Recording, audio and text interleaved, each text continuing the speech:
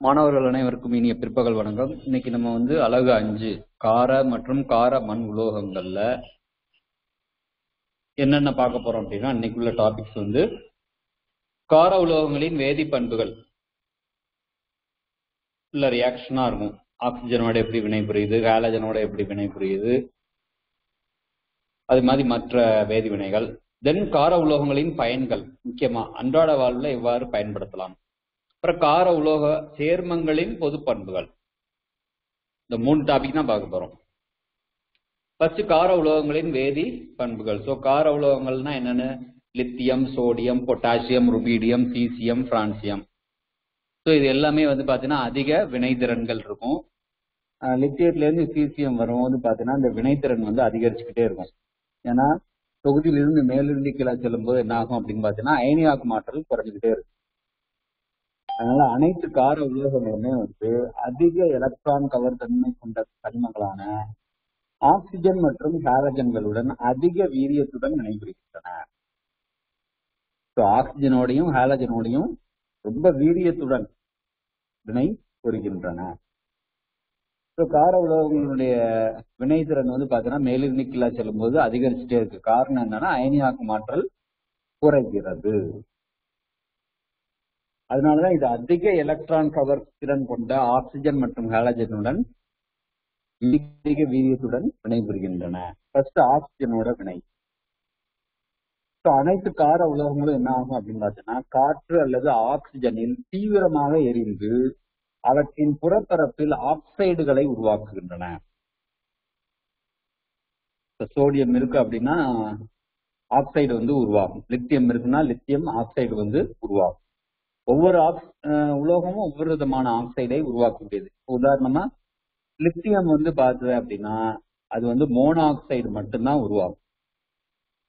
Lithium mono oxide மட்டுமே உருவாகும். அதே மாதிரி சோடியம் மோனோ ஆக்சைடும் உருவாகும், பெராக்சைடும் உருவாகும். மற்ற தனிமங்கள்லாம் இருக்குல்ல, பொட்டாசியம், ருபீடியம், சீசியம், இதெல்லாம் பாத்தீங்கன்னா மோனாக்சைடு, பெராக்சைடு, சூப்பர் ஆக்சைடுகளை உருவாக்குகின்றன. மோனாக்சைடு, பெராக்சைடு, சூப்பர் ஆக்சைடுகள். இந்த ஆக்சைடுகள் எல்லாமே பாத்தீங்கன்னா காரத்தன்மை உடையவை. இப்ப ஈக்குவேஷன் எழுதா 4Li + O2 2Li2O lithium monoxide, 2Na + O2 Na2O2 sodium peroxide. பொதுவா எழுதுறதா M + O2. எம்னா உலோகம், அது பொட்டாசியமா இருக்கலாம், ருபீடியமா இருக்கலாம், சீசியமா இருக்கலாம். MO2 உலோக சூப்பர் ஆக்சைடு, உலோக சூப்பர் ஆக்சைடு அப்படிங்க. அடுத்தது ஹைட்ரஜனோட வினை. ஸோ எல்லா கார உலோகங்களும் என்ன ஆகும் அப்படின்னு பார்த்தீங்கன்னா ஹைட்ரஜனோட 673 கெல்வின் வெப்பநிலை, லித்தியம் மட்டும் கொஞ்சம் அதிக வெப்பநிலையில வினைபுரியும். 1073 கெல்வின் வெப்பநிலையில தான் லித்தியம் வினைபுரியும்.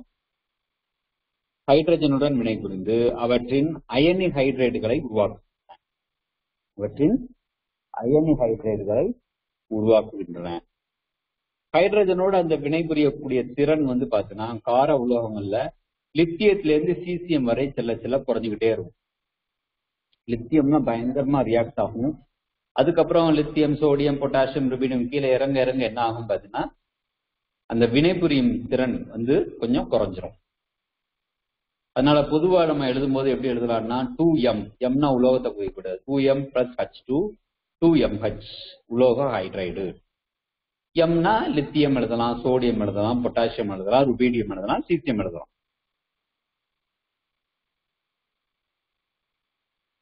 எல்லாமே ஒரே வெப்பநிலை தான், 673. லித்தியம் மட்டும் கொஞ்சம் அதிகம், 1073 கெல்வின் வெப்பநிலை. ஹைட்ரைடுகளை உருவாக்கும். ஸோ ஹைட்ரைடுகளின் அயனி பண்பு பாத்தீங்கன்னா அதிகரிச்சு லித்தியத்திலிருந்து சீசியம் வரை போக போக அயனி பண்பு அதிகரிக்கும். லித்தியம் ஹைட்ரைடு, சீசியம் ஹைட்ரைடு முடிச்சுக்கோ. சீசியம் ஹைட்ரைடு அதிக அயனித்தன்மை இருக்கும். அதே மாதிரி நிலைப்புத்தன்மை குறைஞ்சிரும். மேலிருந்து கீழே வரும்போது lithium, sodium, potassium, rubidium, caesium வரும்போது பாத்தீங்கன்னா அவற்றினுடைய நிலைப்புத்தன்மை குறைகிறது. இந்த ஹைட்ரைடுகள் எல்லாமே பாத்தீங்கன்னா பெரும்பாலும் சிறந்த ஒடுக்கும் விளைபொருளாக செயல்படுகின்றன. எல்லா ஹைட்ரைடுமே பாத்தீங்கன்னா ஒடுக்கும் காரணியா செயல்படும். அவற்றோட ஒடுக்கும் தன்மை வந்து மேலிருந்து கீழாக அதிகரிக்கிறது. ஒடுக்கும் தன்மை வந்து மேலிருந்து கீழாக அர்த்தம் லித்தியம் டு சீசியம் வரும்போது அதிகரிக்கிறது. அடுத்தது ஹாலஜன்களுடன் வினை. கார உலோகம் வந்து பாத்தீங்கன்னா ஹாலஜனுடன் உடனடியாக வினை புரிந்து MX உலோக ஹாலைடுகளை அயனி ஹாலைடுகளை உருவாக்குகின்றன. ஸோ ஹாலஜனோட வினை புரியக்கூடிய திறன் வந்து பாத்தீங்கன்னா கார உலோக தொகுதியில் மேலிருந்து கீழாக அதிகரிக்கிறது. ஹாலஜனோட வினை புரியக்கூடிய திறன் வந்து லித்தியம்ல இருந்து சீசியம் வரை போகும்போது அதிகரிக்கிறது. ஏனெனில் அயனியாக்குமாற்றல் குறைகிறது. 2m plus x2 gives 2mx. 2m plus x2 gives 2mx.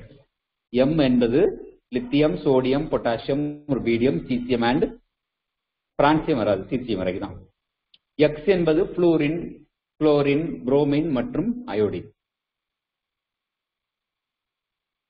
அதனால எல்லா கார உலோகங்களும் வந்து பாத்தீங்கன்னா ஹாலஜனோட வினை புரிந்து அயனி ஹாலைடுகளை கொடுக்கும். அந்த கார உலோக தொகுதியில வந்து பாத்தீங்கன்னா அந்த வினை புரிய திறன் வந்து மேலிருந்து கீழாக செல்லும் போது அதிகரிக்கிறது. காரணம் என்னன்னா அயனியாக்குமாற்றல் குறைவாக இருக்கிறது. அதே மாதிரி அனைத்து உலோக ஹாலைடுகளும் வந்து பாத்தீங்கன்னா அயனி படிகங்களாகவே இருக்கும். உதாரணமா சோடியம் குளோரைடு அயனி படிகம் தான், பொட்டாசியம் குளோரைடு அயனி படிகம். அதுல வந்து லித்தியம் அயோடைடு மட்டும்தான் சகப்பிணைப்பு பண்பு காட்டுகிறது. Lithium iodide. அதுக்கு காரணம் என்னன்னு பார்த்தோம்னா லித்தியம் வந்து உருவளவு வந்து ரொம்ப சின்னது, மிகச்சிறிய நேர்மின் அயனியாக இருக்கிறது. லித்தியம் அயனி இருக்குல்ல, அது வந்து பாத்தீங்கன்னா மிகச்சிறிய உருவளவு உடையது. அதே மாதிரி எதிர்மின் அயனியை அதிக முனைவுறுத்தும் திறனை பெற்றுள்ளது. எதிர்மின் அயனி வந்து என்னது? லித்தியம் அயோடைடுல அயோடைடு அயனி. ஸோ அயோடைடு அயனியை வந்து பாத்தீங்கன்னா லித்தியம் அயனி வந்து முனைவுறுத்தும் போது என்ன ஆகும்னா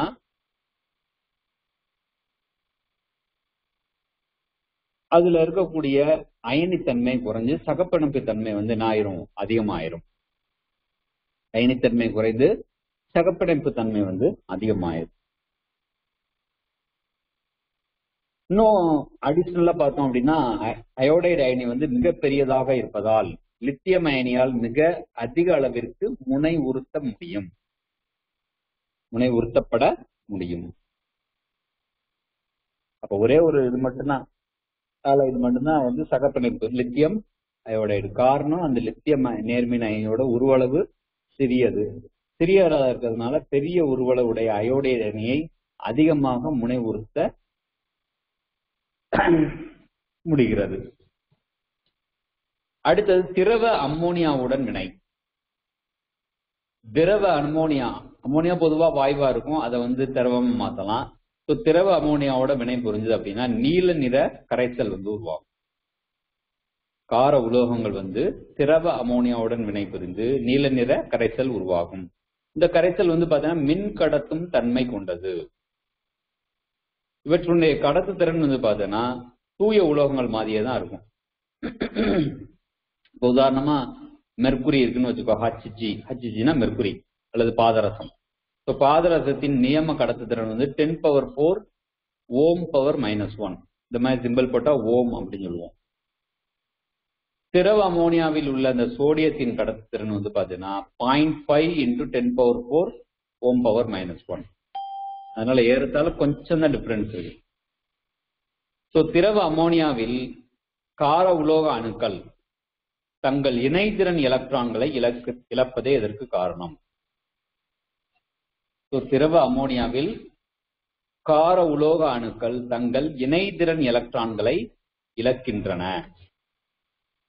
நேர்மின் மற்றும் எலக்ட்ரான் இரண்டும் அமோனியா ஏற்றம் அடைந்து அமோனியா ஏறிய நேரயனி மற்றும்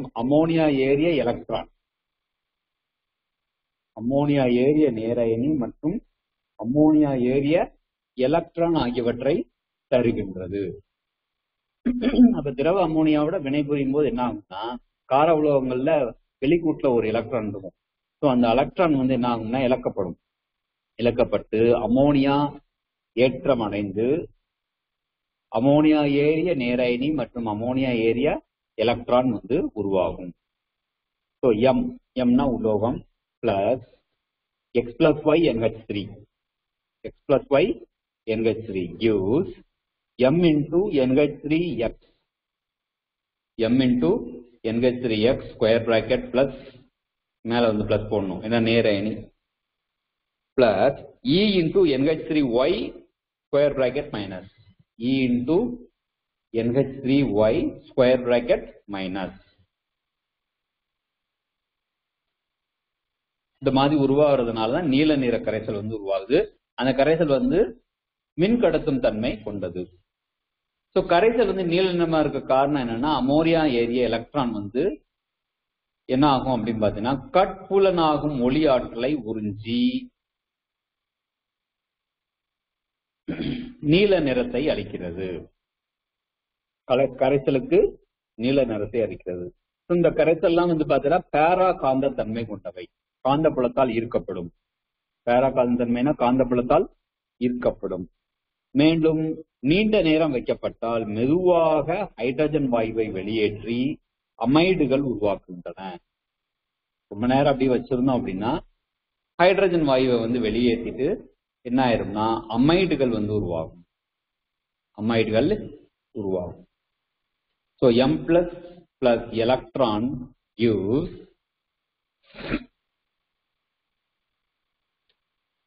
M plus electron plus ammonia gives MnH2 plus half H2. MnH2 plus half H2. அடர் கரைசலில் நீல நிறமானது வெண்கல நிறத்திற்கு மாறுவதுடன் கரைசல் டயா காந்த தன்மை கொண்டதாக மாறுகிறது. ஸோ கரைசல் வந்து அடர் செறிவு அதிகமா இருந்துன்னு வச்சுக்க, அப்ப நீல நிறம் வந்து என்ன ஆயிரும்னா வெண்கல நிறத்துக்கு மாறிடும். நீல நிறம் வெண்கல நிறத்துக்கு மாறி கரைசல் வந்து பாத்தீங்கன்னா டயா காந்த தன்மை கொண்டதாக மாறிவிடும். கரைசல் வந்து டயா காந்த தன்மை கொண்டதாக மாறிவிடும். அடுத்தது வந்து நீருடன் வினை. கார உலோகங்கள் வந்து பாத்தீங்கன்னா நீருடன் வினை புரிந்து ஹைட்ராக்சைடுகளை உருவாக்குகின்றன. சோ இப்படி உருவாகும் போது என்ன ஆகும்னா ஹைட்ரஜன் வாயு வந்து வெளியேறுது. So 2Li plus 2H2O 2LiOH plus H2. 2Li plus 2H2O 2LiOH plus H2. மேலும் ஆல்கஹால் மற்றும் வினைத்திறன் மிக்க ஹைட்ரஜன்களை கொண்ட ஆல்கைன்களுடன் வினைபுரிகின்றன. ஸோ ஆல்கஹாலோட வினைபுரியும், அதே மாதிரி ஆல்கைன்களும் ட்ரிபிள் பாண்டட் காம்பவுண்ட் அதாவது முப்பிணைப்பு உடைய சேர்மங்களுடன் வினைபுரியும்.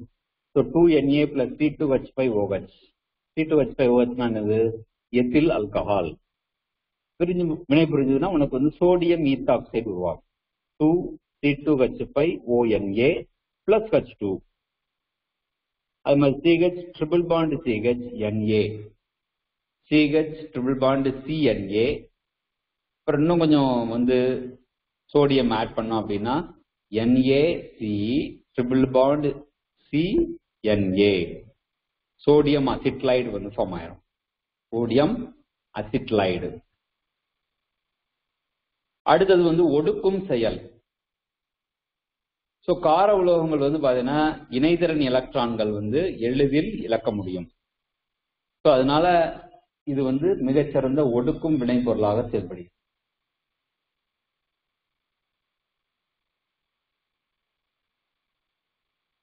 கார உலோகங்கள் எல்லா இதுலயும் வந்து பாத்தீங்கன்னா வெளிக்கூட்டு எலக்ட்ரான் வந்து ஒரே ஒரு எலக்ட்ரான் மட்டும் இருக்கு. ஸோ அது இழக்கப்பட்டால் நிலைப்புத்தன்மையுடைய நேர்மின் அயனி வந்து உருவாகும். ஸோ அதனால அவை சிறந்த ஒடுக்கிகளாக செயல்படுகின்றன. So M gives M plus electron. அதே மாதிரி கார்பனுடன் வினை.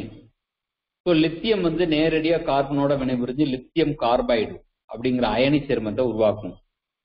மற்ற உலோகங்கள்லாம் வந்து கார்பனோட நேரடியா வினை புரியாது. சோடியம், பொட்டாசியம், ருபீடியம், சீசியம்லாம். ஆனா என்ன ஆகும் அப்படின்னு பாத்தீங்கன்னா அசிட்லின் போன்ற கரிம சேர்மங்களுடன் வினைபுரியும் போது அவை அசிட்லைடுகளை தருகின்றன. So 2Li plus 2C gives Li2C2 lithium carbide உருவாகும்.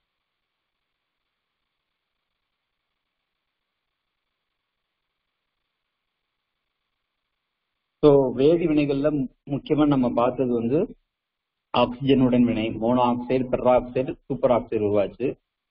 அடுத்தது ஹாலஜனுடன் வினை, அடுத்தது வந்து திரவ அமோனியாவுடன் வினை, தென் நெக்ஸ்ட் வந்து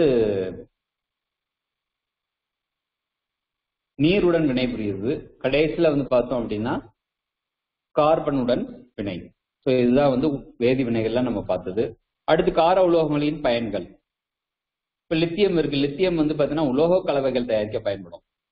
லித்தியத்தை வந்து லெட் உடன் சேர்த்து மோட்டார் என்ஜினில் பயன்படுத்தும் வெண்மை உலோக பேரிங்குகள், மோட்டார் இன்ஜின்ல வந்து பாத்தீங்கன்னா வெண்மை உலோக பேரிங்ஸ் வந்து இருக்கும். அதே மாதிரி அலுமினியத்தோட சேர்த்தோம் அப்படின்னா ஆகாய விமானம் தயாரிக்கலாம். லித்தியம் அலுமினியம் சேர்ந்து ஆகாய விமான பாகங்கள் வந்து தயாரிக்கலாம். மெக்னீசியம்லாம் சேர்க்கணும். மற்றும் மெக்னீசியத்துடன் சேர்த்து கேடயங்கள் தயாரிக்க பயன்படுகின்றன. மெக்னீசியத்துடன் சேர்த்து கேடயங்கள் தயாரிக்க பயன்படுகின்றன. இது வெப்ப உட்கரு வினைகளில் பயன்படுகிறது. ஸோ லித்தியம் வந்து பாத்தீங்கன்னா வெப்ப உட்கரு வினைகளில் பயன்படுகிறது.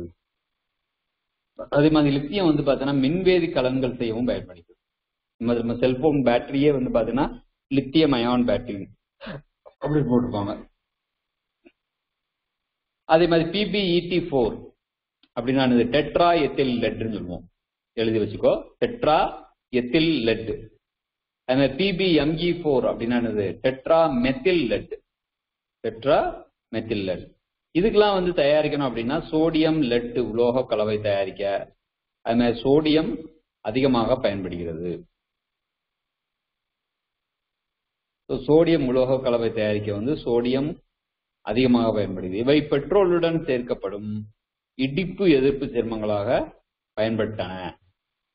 முன்னாடி காலத்துல எல்லாம் வந்து பாத்தீங்கன்னா ஆன்டினாக், அடிக்கடி வந்து இந்த வண்டியில வந்து சவுண்ட் வராம இருக்கிறதுக்காக ஆன்டினாக் ஏஜென்ட்ஸ், அது வந்து சோடியம் லெட்டோட சேர்ந்து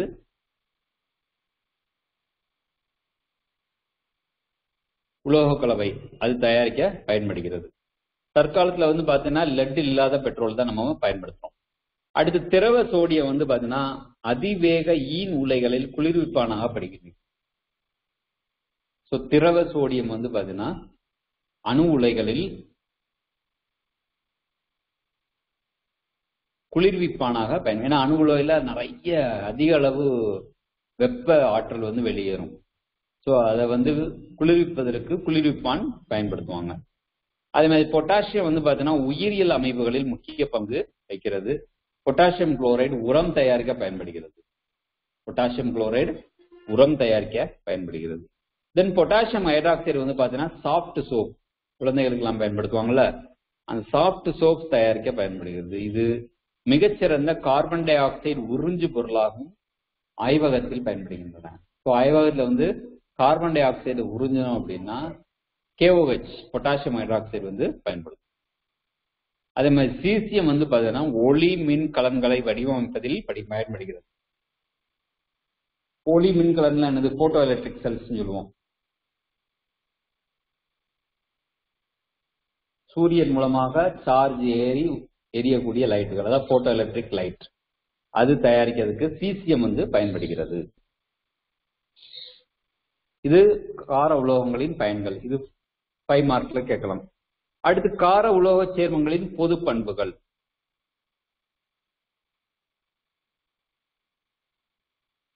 கார உலோக சேர்மங்கள், இப்ப கார உலோகங்களை வந்து பாத்தீங்கன்னா அதிக அளவு காற்றில் எரிக்கும் போது என்ன ஆகும் அப்படின்னு பாத்தீங்கன்னா M2O என்ற சாதாரண ஆக்சைடு வந்து உருவாகும். அந்த ஆக்சைடை வந்து தண்ணியில கரைச்சோம் அப்படின்னா அது வந்து காரத்தன்மை கொண்ட ஹைட்ராக்சைடுகளை உருவாகும். அப்ப M2O plus H2O 2MOH. உதாரணமா Na2O plus H2O 2NaOH, sodium hydroxide. So அது வந்து காரத்தன்மை கொண்ட ஹைட்ராக்சைடுகளை உருவாக்குகிறது. அதே போல லித்தியத்தை தவிர கார உலோகங்களை அதிக அளவு காற்றில் எரிக்கும் போது சாதாரண ஆக்சைடுகளுடன் சேர்ந்து பெராக்சைடுகளும் உருவாக்குகின்றன. சாதாரணமா ஆக்சைடு M2O உருவாகும் மாதிரி பெராக்சைடு உருவாகும், M2O2 உருவாகும். இந்த பெராக்சைடை வந்து நீரில் கரைச்சோம் அப்படின்னா ஹைட்ராக்சைடுகள் மற்றும் H2O2 உருவாக்குகின்றன. ஹைட்ராக்சைடுகள் மற்றும் H2O2 ஹைட்ரஜன் பெராக்சைடுகள் உருவாக்குகின்றன. So M2O2 plus 2H2O 2MOH plus H2O2. M2O2 plus 2H2O 2MOH plus H2O2. இதுல Mங்கிறது வந்து உலோகங்களை குறிக்கும். Sodium, potassium, rubidium, caesium.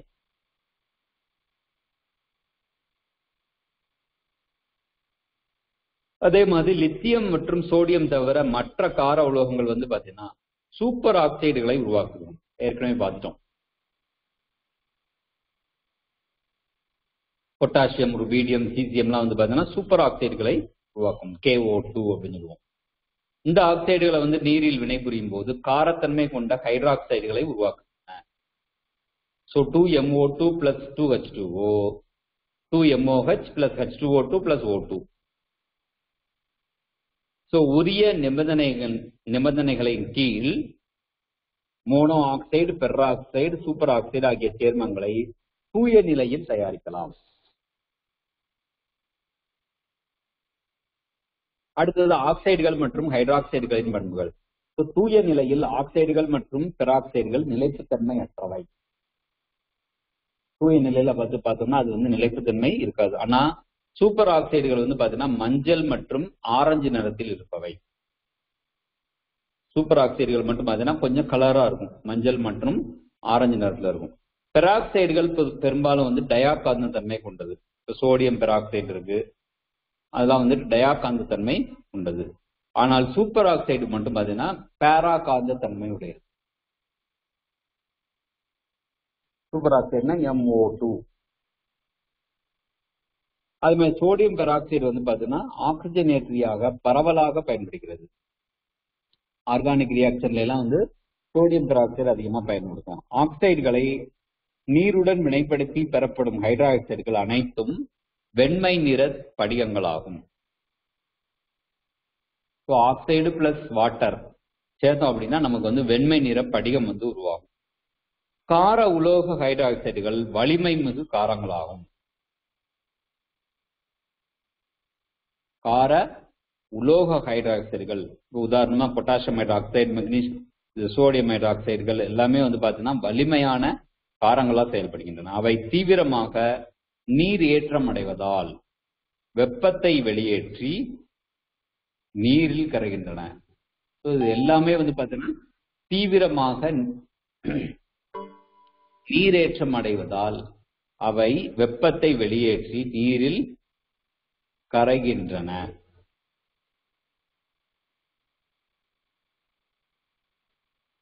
அடுத்தது வந்து ஹாலைடுகள். இப்ப கார உலோக ஹாலைடுகள் MX சொல்லுவோம். அது வந்து எக்ஸ் என்பது புளூரின் இருக்கலாம், குளோரின் இருக்கலாம், புரோமின் அல்லது அயோடின். இவை நிறமற்ற அதிக உருகுநிலை கொண்ட படிக திண்மங்கள் ஆகும்.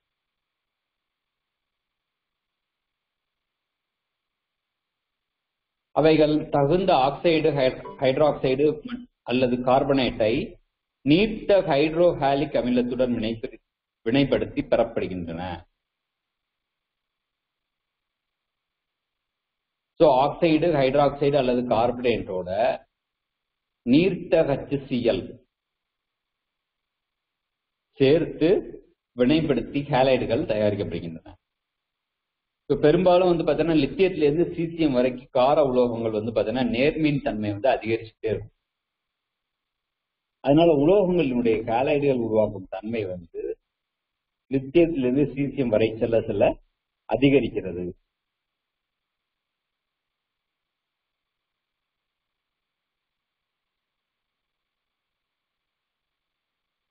இப்போ உதாரணமா லித்தியம் புரோமைடு, லித்தியம் அயோடைடு எல்லாம் வந்து பாத்தீங்கன்னா அதை தவிர மற்ற எல்லா ஹாலைடுகளும் வந்து அயனித்தன்மை கொண்டது. லித்தியம் புளூரைடை தவிர்த்து எல்லா ஹாலைடுகளும் வந்து நீரில் கரைகின்றன. லித்தியம் புளூரைடு மட்டும் கிடையாது, LiF. காரணம் என்னன்னா, மிக குறைந்த கரையும் திறனுக்கான காரணம் வந்து படிகக்கூடிய என்தால்பி.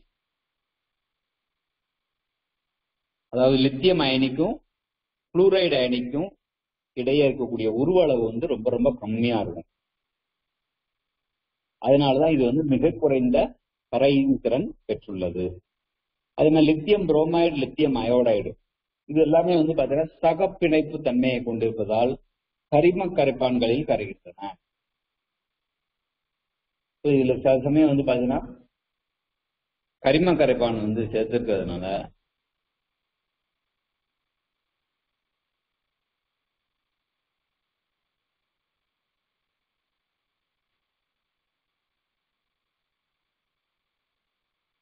லித்தியம் புரோமைடும் லித்தியம் அயோடைடும் வந்து சகப்பிணைப்பு சேர்மத்துல மட்டும்தான் கரையும். சகப்பிணைப்பு தன்மையை கொண்டு இருப்பதனால கரிம கரைப்பான்ல மட்டும்தான் கரையும். அடுத்தது ஆக்சோ அமில உப்புகள். கார உலோகங்கள் வந்து பாத்தீங்கன்னா அனைத்தும் ஆக்சோ அமிலங்களுடன் உப்புக்களை உருவாக்குகின்றன. இந்த உப்புகளில் பெரும்பாலானவை வந்து நீரில் கரைகின்றன. மேலும் வெப்ப நிலைப்பு தன்மையை கொண்டு உள்ளன. ஹீட் பண்ணாலும் அப்படி ஸ்டேபிளா இருக்கும், இது ஆகாது, வெப்ப சிதைவு அடையாது. தொகுதியில் மேலிருந்து கீழாக செல்ல செல்ல நேர்மின் தன்மை அதிகரிப்பதால் கார்பனேட்டுகள் மற்றும் பைகார்பனேட்டுகளின் நிலைப்புத்தன்மை அதிகரிக்கின்றன. தொகுதியில வந்து மேலிருந்து கீழே lithium, sodium, potassium, rubidium, caesium போகும்போது என்ன ஆகும்னா நேர்மின் தன்மை அதிகரிச்சுட்டே இருக்கிறதுனால கார்பனேட்டுகள் மற்றும் பைகார்பனேட்டுகள் நிலைப்புத்தன்மை அதிகரிக்கின்றன. இதற்கு காரணம் கார உலோக நேரயனிகள் முனைவாக்கும் திறன் குறைவாக இருப்பதே.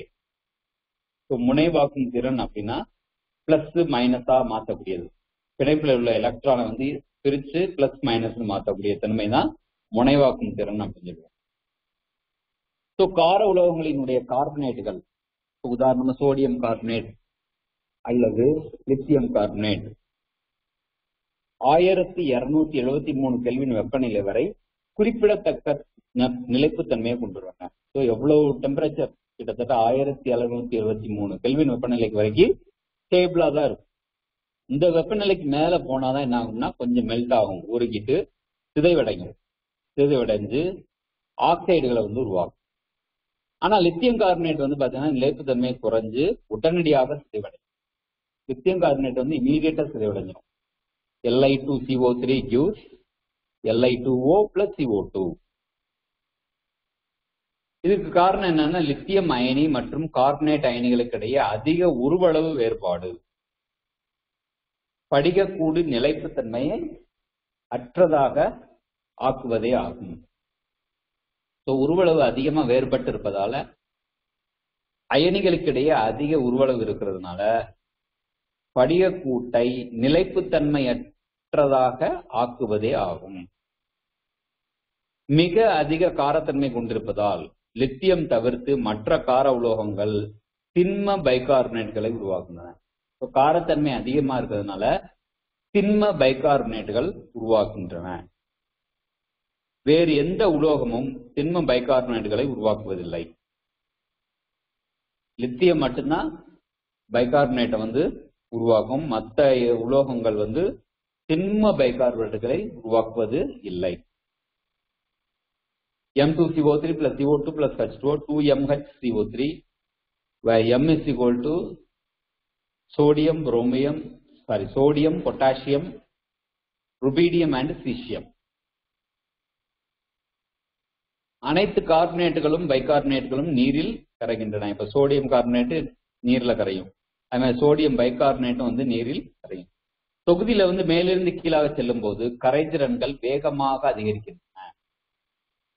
தொகுதியில வந்து மேலிருந்து கீழாக செல்லும் போது அவை கரைதிறன்கள் வந்து அதிகமாக அதிகரிக்கின்றன. தொகுதியில் கீழாக செல்ல செல்ல படியக்கூடு ஆற்றல்கள் நீரேற்ற ஆற்றல்களை விட வேகமாக குறைகிறது. இதுதான் முக்கியமான ரீசன். தொகுதியில் கீழாக செல்ல செல்ல படியக்கூடு ஆற்றல்கள் நீரேற்ற ஆற்றல்களை விட வேகமாக குறைவதே இதற்கு காரணம். சோ இதுதான் கார உலோகங்களினுடைய சேர்மங்களின் பண்புகள். சோ இந்த பாடத்துல 3 இது பார்த்தோம். கார உலோகங்களின் வேதி பண்புகள், தென் பயன்கள், கார உலோக சேர்மங்களின் பொது பண்புகள்.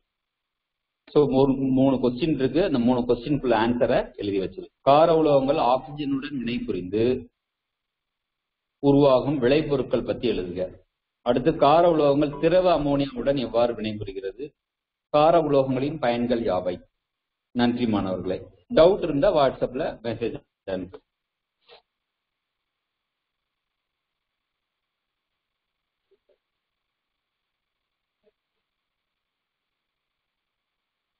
நன்றி மாணவர்கள்.